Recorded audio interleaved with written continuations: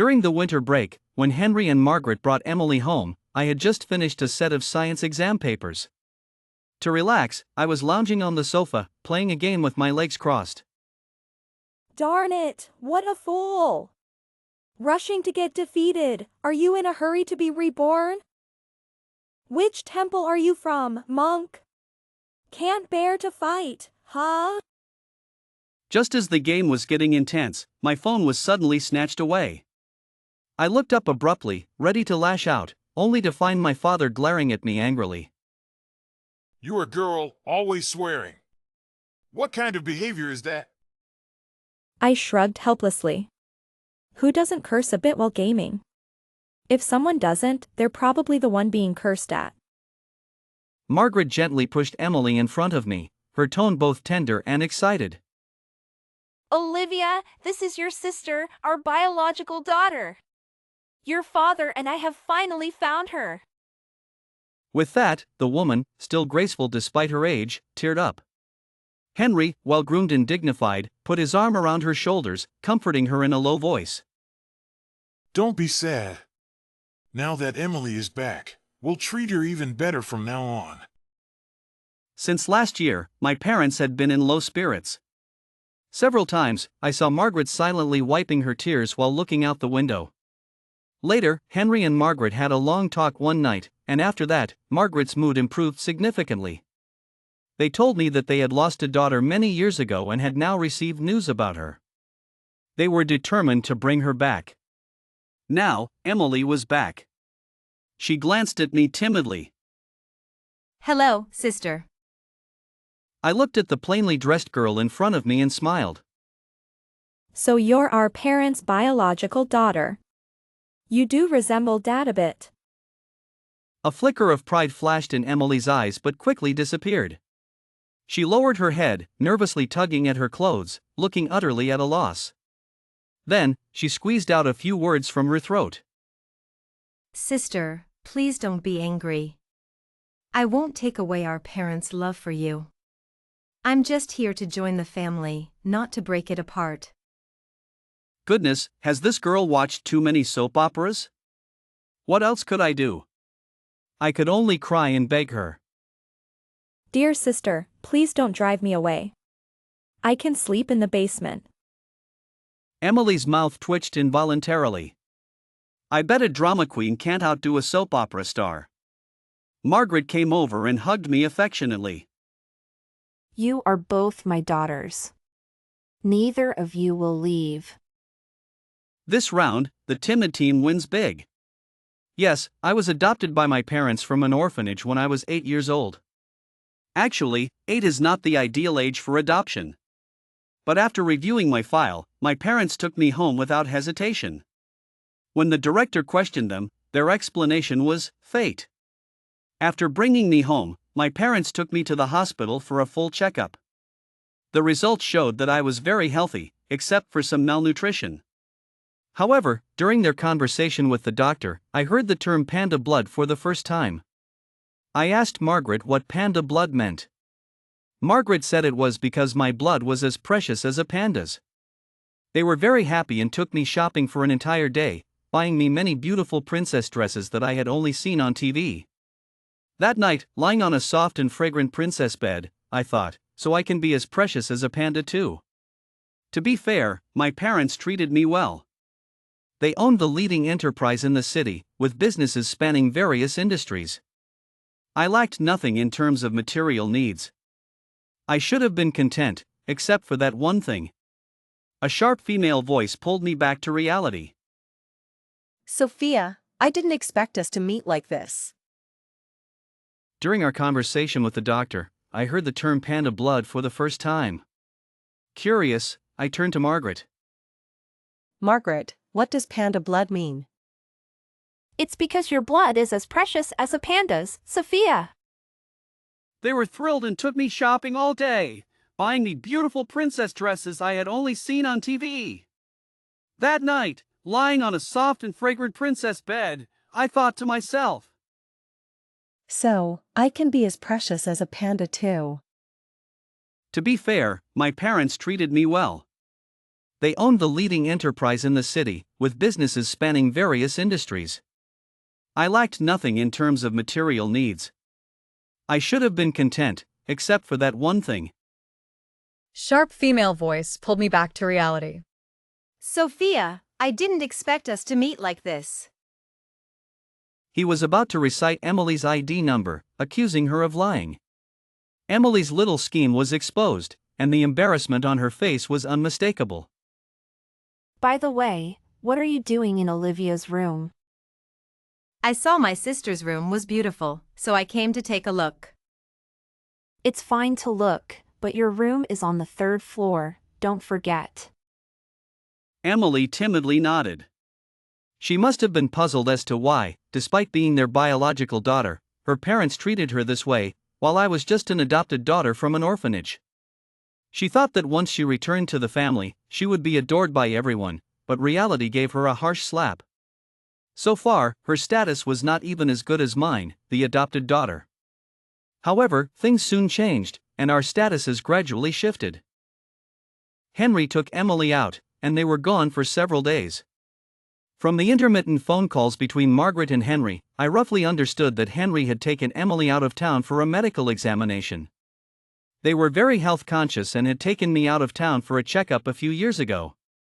But after that checkup, their attitude towards me suddenly changed. My habits from the orphanage made me very good at reading people. They still treated me well, but there was a hint of distance and disappointment. Emily's medical report was sent directly to the house. On the day the report arrived, the weather was beautiful, with sunlight streaming through the large floor-to-ceiling windows, illuminating Margaret's well-groomed features. I watched as she carefully opened the medical report, and after seeing the results, she could no longer control herself. She squatted on the ground, covering her face with her hands, and started crying. What's wrong with my medical report, Margaret? But she didn't dare to ask, only casting a questioning look at me. But I knew Margaret was crying because she was overwhelmed with emotion. Emily, we finally found you. This is wonderful. Margaret had said this on the day Emily first arrived, but this time, she was clearly much more excited. Emily's furrowed brow showed her complete confusion. At this moment, Henry also returned, looking even more excited. Emily, you are the one we've been looking for. You are our family's lucky star. Tell us, what do you want? We will fulfill your wishes. Margaret also looked at Emily with a doting expression and nodded. Only then did Emily finally believe what her parents were saying. I like my sister's room. I want. If you want it, you can move in. Let your sister move to another room. Then he casually glanced at me. Sophia, go pack your things and let Emily move in as soon as possible. Listen, they used to call me Olivia, but now they only use my full name. Man. Dad, actually I can move out, now that my sister is back. No, at least not now. Henry refused me without room for discussion, the bulging veins revealing his current anger. It's just a room for your sister, and you're already talking about moving out? Don't forget, everything you have now is given by us. He scolded me harshly in front of Emily. I shrugged, knowing I had to accept it since I was dependent on them. I turned to go back to my room to pack my things. But I heard Margaret mutter under her breath behind me. What a bad temper. After all these years still not tame, truly ungrateful. I pretended not to hear and continued walking forward. But how could I not hear it from that distance? She said it on purpose for me to hear. I didn't move into Emily's previous room, but instead moved my things into the storage room. Where I lived didn't matter to me, what was most important was studying. Only through studying could I change my fate. The winter break ended, and my parents had the driver take Emily and me to school. As usual, I asked the driver to drop me off a block away from the school, while Emily scoffed and had the driver take her to the front gate. When I walked into the classroom, reciting vocabulary silently, the whole class fell silent. Everyone looked at me as if waiting for a show, and some couldn't hold back their laughter. Everyone, look, this is my parents' adopted daughter, our class's top student Sophia, also my sister. Her few followers exaggeratedly covered their mouths. Emily, so you are the real daughter of the Han family, and our top student is a fake? Ha. Does Sophia still live at your house? How thick-skinned, staying in someone else's house and not leaving. Exactly, so shameless, but our Emily is kind and generous. Amidst the flattery, Emily's face was full of pride, like a peacock showing off. She pretended to be modest, waving her hand, but the smile on her lips betrayed her true thoughts. Don't say that. Although Sophia lives at my house, we treat her as family, so don't say such things. With one sentence, she firmly established my identity as someone living in her house, dependent on others. I filtered out the gossip, having long been mentally prepared for such words. A few sentences wouldn't waste my energy. I found my seat and took out the math problem I hadn't solved yesterday. Just then, the homeroom teacher came in. She was a young female teacher with little experience but a lot of enthusiasm for teaching. Perhaps because she was young, many students didn't take her seriously. Quiet. She called out quiet 3 times on the podium before the class gradually fell silent. A familiar voice came from behind. Teacher, I want to change seats. I frowned, my train of thought interrupted. Emily, what's the matter? Teacher, it's inconvenient for me to study sitting in the back row. I want to change seats. The homeroom teacher adjusted her glasses, a hint of doubt in her eyes. After all, Emily was known for her poor grades and lack of interest in studying. Suddenly wanting to study hard was as rare as a blind person seeing a lame person run. But as a teacher, she quickly suppressed her doubts. Emily, where do you want to sit? Feeling the eyes around me, I turned to see Emily pointing at my seat. The homeroom teacher was a bit troubled and didn't speak for a while. Teacher, you might not know, but I am the biological daughter of the Han family, and Sophia was adopted from an orphanage. You should know which is more important. The homeroom teacher's eyes widened, clearly unable to associate the troublemaking girl in front of her with the Han family's daughter. But the Han group was the leading enterprise in the city. If she offended the group's daughter, her job could be at risk. She looked at me for help, hoping I could solve this problem. You can sit here. Some people blame the desk for their poor grades, just like blaming the toilet for not being able to go. I found a seat in the last row and continued working on the math problem. Embarrassed by my public remark, Emily was furious. After class, she and her followers came to my desk. Sophia, you're really shameless, staying in my house and not leaving. How are you like a sticky plaster that can't be shaken off? I glared at her coldly, our eyes meeting in the air, neither of us backing down. Get out of my way, I need to get my workbook. Emily tilted her head, signaling her followers, who understood and poured a bucket of water on my books. Seeing my work ruined, I couldn't control my anger and slapped Emily hard. In front of the whole class, Emily couldn't tolerate being slapped. She had her followers hold my arms and started slapping my face back and forth.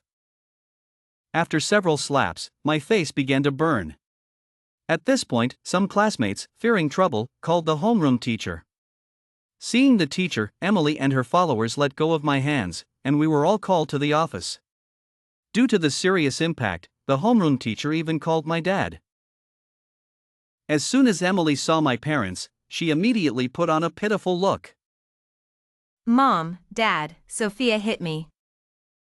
Emily raised her left cheek, which indeed had the mark of my slap. Henry's face immediately darkened. Sophia, how could you hit your sister like that? He completely ignored my already swollen cheek. The homeroom teacher tried to mediate. Sophia's dad. Oh no, Emily's dad. Sophia's injury seems more serious. Shouldn't you take her to the hospital first? Henry didn't respond. His angry eyes were fixed on me. She threw my book into the trash can. That's why I hit her. Henry's face grew even darker. Just because she threw your book, you hit her like that? Which book? Show me. He grabbed the back of my school uniform, like picking up a little chick, and dragged me to the classroom.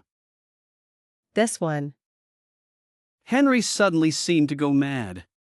He picked up all the books on my desk and threw them into the trash can. I threw all your books away. Are you going to hit me too? Come on, I dare you to hit me, you ungrateful child. I warn you, Emily is my daughter. Don't think you can bully her. If she loses a single hair, I won't let you off. We've raised you for 10 years. Can't you learn from your sister? Always so fierce. Has anyone ever wronged you? Henry's eyes were bloodshot. In front of him, I felt like his enemy, not the daughter he had raised for 10 years. He wasn't like this before. He used to hold me and tell me stories, and bring me delicious chocolates when he returned from business trips. But now, his eyes only held hatred for me. When did it start to change? Maybe after that medical checkup out of town, or maybe after Emily came back. More and more classmates gathered around to watch, even the principal was drawn to the scene. He quickly tried to calm Henry down and led him to the meeting room. I looked at the books in the trash can, a chill slowly rising from my feet. Ignoring the pain on my face, I fished the books out of the trash can. Some words had already blurred from the water, but I couldn't tell if the wet paper was from the trash can water or my falling tears. The people closest to you always know how to hurt you the most. My classmates continued to whisper, probably finding some excitement in their otherwise dull senior year. At that moment, a small hand handed me a tissue. Isabella? It was Isabella, the girl who had been bullied by Emily before. She stuffed the tissue into my hand. I have many books at home. You can take whatever you need. Only a few months left until the exams. Hang in there. She glanced timidly at Emily and then quickly left. I watched her small figure. Yes, the college entrance exam was approaching.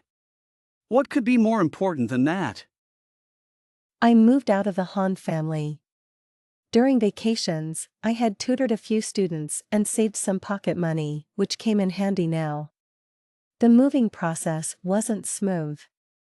I packed a few clothes and all the books I had bought into my suitcase. When I went downstairs, the family of 3 was already happily together. Seeing me about to leave, Emily stepped up the stairs to block my way. Sophia, leaving in such a hurry, did you take something from the house? I rolled my eyes at her, pushed my suitcase in front of her, and steadied myself. See for yourself, it's only clothes and some books. Emily stared at me intently, then reached out and pushed my suitcase down the stairs. The suitcase tumbled down several steps before finally landing in a grotesque position with its mouth wide open. Indeed, nothing was stolen. Oh dear, why didn't you hold on tight? Now the suitcase is broken, and you'll have to carry this pile of junk out yourself. I squatted down to inspect the suitcase. The body had a large crack, so I pulled out a roll of clear tape from the suitcase and patched it up as best as I could. As I was about to leave with my suitcase, I heard Henry whispering to Margaret. It's okay. She's no longer of any value. Now we have Emily. But to Emily, those words were a symbol of status, proof of our parents' love for her. She would never have guessed why the powerful Han group took so many years to find her, or why their attitude changed drastically after taking her for a medical examination out of town. I moved into a rented apartment near the school, which Isabella had already cleaned thoroughly for me. During this time, I quickly became close with her. I'm grateful you helped me when Emily was bullying me. And I'm grateful you extended a helping hand to me in such an embarrassing situation.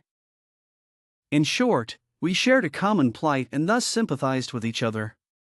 The last few months of school were always tense and busy. With the Han group backing her, Emily became increasingly arrogant at school. Anyone who showed the slightest dissatisfaction with her would be met with her taking compromising photos or slapping them. As her primary target, my days became even more difficult. One day, just after I finished using the restroom, Emily and her followers came in. They locked the door and approached me step by step. Move aside, I need to get back to class. I had no intention of getting entangled with them. But Emily clearly didn't plan to let me go easily. She waved her hand, and two of her followers immediately rushed over to restrain my arms. Emily grabbed my hair, forcing me to look up at her. Do you know how annoying it is to see you studying so hard? You're trash, a rat that should hide in the sewers, never seeing the light of day. How can you think of changing your fate? I can't let you have that chance. You'll always be under my feet. With that, her followers started tearing at my clothes, while Emily held up her phone, aiming it at my feet, laughing hysterically. Yes, just like that. Take off her underwear too.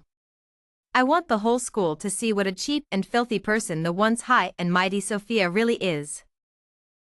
I could already imagine her posting my video on various websites, where everyone would see my exposed upper body. Emily wanted to ruin me, to make me submit through such despicable means. But I couldn't let that happen. I was a resilient survivor from the orphanage, I couldn't give in. At that moment, I went completely mad.